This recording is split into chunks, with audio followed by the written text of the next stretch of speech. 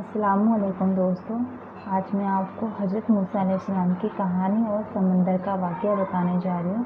तो दोस्तों, इस वीडियो को आखिर तक देखें और पसंद आए तो लाइक सब्सक्राइब ज़रूर करें। तो आइए दोस्तों शुरू करते हैं। हज़रत मूसा अलैहिस्सलाम अल्लाह के सबसे प्यारे नबियों में से एक नबी थे। उन्हें कलीमुल्लाह के नाम से उस वक्त जाना जाता था, जिसका मतलब होता है अल्लाह से सीधे बात करने वाला, यानी कि हज़रत मूसा अलैहिस्सलाम में ऐसी करिश्माई ताकत थी कि वो सीधे अल्लाह से बात कर सकते थे। हज़रत मूसा अलैहिस्सलाम की कहानी का जिक्र कई हदीसों में आया है। आज हम कोशिश करेंगे कि आपको ज़्यादा से ज़्यादा हज़रत मूसा अलैहिस्सलाम के बारे में बता सकें। हज़रत मूसा अलैहिस्सलाम की पैदाइश एक इस्राएल परिवार में हुई थी, यानी वो एक इस्राएल परिवार से ताल्लुक़ रखते थे। कुरान में हज़रत मूसा अलैहिस्सलाम का नाम करीब 136 मरतबा आया है। अल्लाह ने हज़रत मूसा अलैहिस्सलाम को इस्राएल लोगों को हिदायत देने के लिए नबी बनाकर भेजा था। उस वक्त वहाँ के लोग फ़िरौन की पूजा करते थे। फ़िरौन मिस्र एक ताकतवर बादशाह था। लोग अल्लाह को ना मानकर फ़िरौन की ही पूजा करते थे। तब अल्लाह ने लोगों की हिदायत देने के लिए हज़रत मूसा अलैहिस्सलाम वहाँ के लोगों के लिए नबी घोषित किया। हज़रत मूसा अलैहिस्सलाम लोगों को हिदायत देते कि अल्लाह ही सबसे बड़ा है, उसी की इबादत करना है, उसकी दुआ करनी है। हज़रत मूसा अलैहिस्सलाम हज़रत इब्राहीम अलैहिस्सलाम के वंश से थे। जैसा कि हमने पहले ही बताया कि हज़रत मूसा अलैहिस्सलाम इस्राएल परिवार में पैदा हुए थे। इस्राएल अलैहिस्सलाम को जो यहूदी से जिनके 12 कबीले थे, यहाँ के यहूदी का समूह जिन्हें बनी इस्राएल कहा जाता था। बनी इस्राएल लोग हज़रत याकूब, जिन्हें हज़रत इस्राएल भी कहा जाता था, जिसका अंग्रेज़ी नाम जेब था, उनसे ताल्लुक़ रखने थे। उस वक्त बनी इस्राएल लोगों ज़मीन पर सबसे अच्छे लोग थे, लेकिन मिस्र के लोग इससे नफ़रत करने लगे थे। उस वक्त मिस्र के ताकतवर राजा फ़िरौन ने सारे बनी इस्राएल लोगों को अपना गुलाम बना दिया था। उनसे बहुत काम करवाया जाता था, उन पर जुल्म किया जाता था, उनकी औरतों से हर वो काम करवाया जाता था जो फ़िरौन चाहता था। फ़िरौन एक बहुत बड़ा घमंडी राजा था। वो अपने आप को खुदा मानता था और इस्राएल लोगों पर बहुत जुल्म करता था। जब हज़रत मूसा अलैहिस्सलाम पैदा हुए, उस वक्त भी फ़िरौन का मिस्र का राजा था। हज़रत मूसा अलैहिस्सलाम के दुनिया में आने से पहले फ़िरौन को किसी ने खबर दी थी कि बनी इस्राएल लोगों में से एक लड़का जल्द ही पैदा होगा। उसके पैदा होते ही फ़िरौन का सारा साम्राज्य ख़त्म हो जाएगा।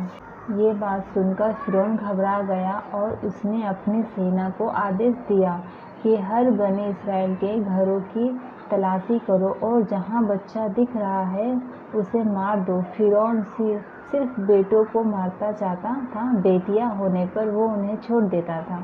फ़िरौन का आदेश मिलते ही सिपाही बनी इस्राएल के घरों की तलाशी में निकल गए और एक एक करके उनके बच्चों का कत्ल करना शुरू कर दिया। जब हज़रत मूसा अलैहिस्सलाम की माँ को इस बात की खबर लगी तो वो भी डर गई।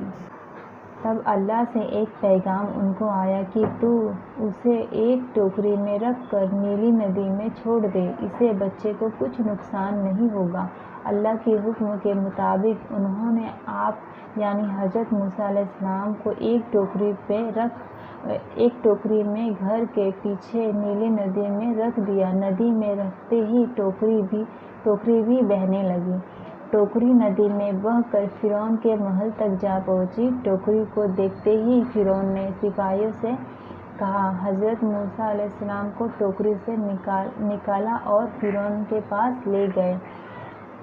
महल पहुंचते ही फ़िरौन की बीवी ने आप यानी हज़रत मूसा अलैहिस्सलाम को पहचान लिया और कहा कि ये बनी इस्राएल के घर का ही बेटा है, जिससे हमें खतरा है। फ़िरौन आप کو اسی وقت مارنا چاہتا تھا، لیکن فرعون کی بیوی نے کہا کہ اسے مارو مت، اس کے زندہ رہنے سے ہماری آنکھوں کو ٹھنڈک ملتی رہے گی۔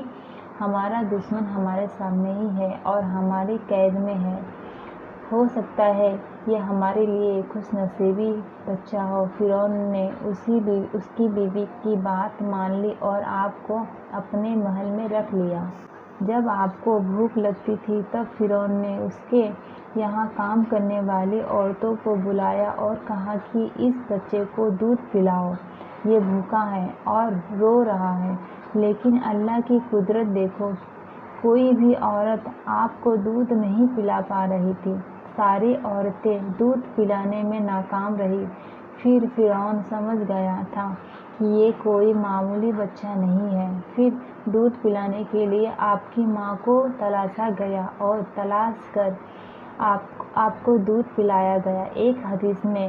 ایک حدیث کے مطابق آپ یعنی حضرت موسیٰ علیہ السلام فرعون کے محل میں ہی بڑے ہوئے، یہاں تک کہ 18 سال کے جوان بھی اسی محل میں ہوئے۔ آپ نے حضرت شعیب کی بیٹی صفورہ سے شادی بھی کی۔ حضرت موسیٰ علیہ السلام نے بڑے ہو کر لوگوں کو سمجھایا کہ فرعون کی پوجا کرنا بند کرو اور ایک اللہ کی عبادت میں یقین کرو۔ ایک حد تک لوگ ان کی بات مان بھی گئے تھے۔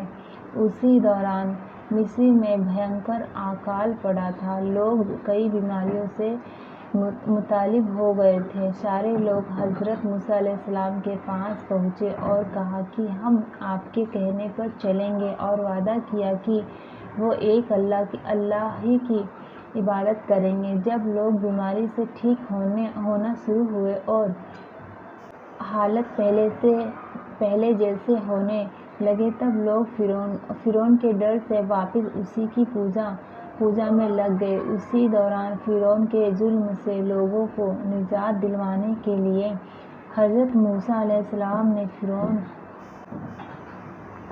فرعون کو چیتونی دی کی اور کہا کہ وہ لوگوں پر ظلم کرنا چھوڑ دے اور لوگوں کو غلامی سے آزاد کر دے، لیکن گھمنڈی فرعون کو اس بات کا کوئی اثر نہیں ہوا۔ حضرت موسیٰ علیہ السلام کا سمندر والا قصہ۔ حضرت موسیٰ علیہ السلام نے بنی اسرائیل لوگوں کو اکٹھا کیا اور فلسطین کے لیے روانہ ہو گئے، کیونکہ وہ سبھی اسرائیل لوگوں کو فرعون کے ظلم سے نجات دلوانا چاہتے تھے۔ جب فرعون کو آپ کے فلسطین جانے کا پتہ چلا تب وہ ایک وشال سینا کے ساتھ آپ کا پیچھا کرنے لگا۔ جب موسیٰ علیہ السلام بنی اسرائیل کے لوگوں کے ساتھ لال ساگر تک پہنچے تب ان کے پیچھے فرعون کی بڑی سینا تھی جو سب کو مارنے کو تیار تھی، اور آپ کے آگے گہرا سمندر تھا۔ بنی اسرائیل کے لوگوں نے مان لیا تھا کہ اب فرعون انہیں مار دے گا۔ اتنے میں حضرت موسیٰ علیہ السلام نے اپنی چھڑی سے سمندر کے پانی پر مارا، تبھی آپ کے سامنے سمندر میں ایک سوکھا راستہ بن گیا اور سمندر کا پانی الگ الگ ہو گیا اور بیچ میں سوکھا راستہ بن گیا۔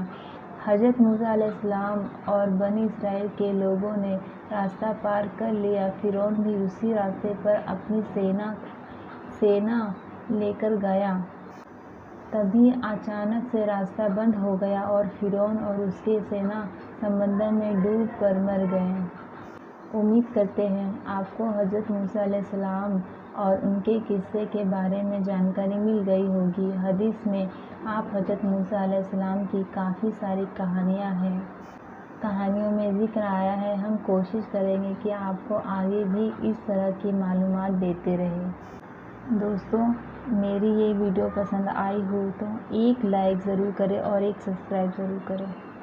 اللہ حافظ۔